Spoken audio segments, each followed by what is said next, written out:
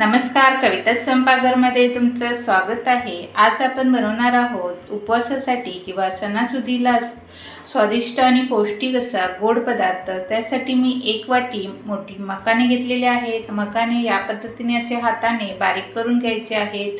हाताने होत नसेल तर तुम्ही सुरीने पण करून घेऊ शकता। सर्व मकाने मी हे बारीक करून घेणार आहे आणि त्यासोबत ड्रायफ्रूट घेतलेले आहेत, काजू, बदाम, मनुका आणि चारोळी घेणार आहे आणि काजूनी बदाम मी बारीक करून घेत आहे।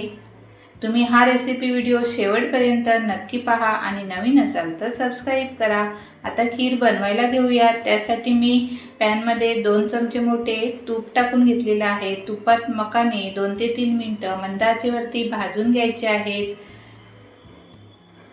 मकाने भाजून घेतलात की त्यासाठी मी अर्धा लिटर दूध घेतलेलं आहे गरम करून, ते टाकणार आहे।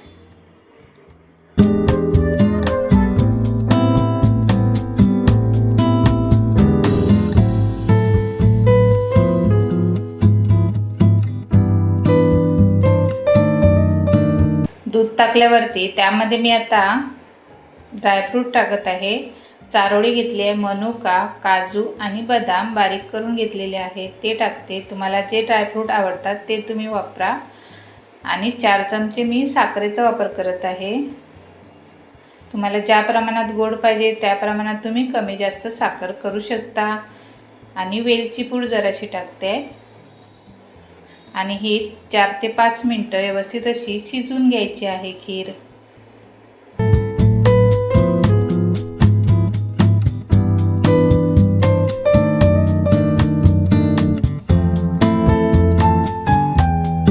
हे बघा, मस्त अशी आपली मकाना खीर बनवून तयार आहे। अगदी सोप्या पद्धतीने तयार होणारी ही खीर लहानांपासून मोठ्यांपर्यंत सगळ्यांनाच आवडेल। तुम्ही पण ही मकाना खीर नक्की बनवून बघा आणि माझी रेसिपी कशी वाटली ही कमेंट करून सांगा। आणि नवीन असाल तर सबस्क्राइब करा आणि त्याचबरोबर लाईक शेअर करायला विसरू नका। व्हिडिओ पाहिल्याबद्दल धन्यवाद। Bye bye.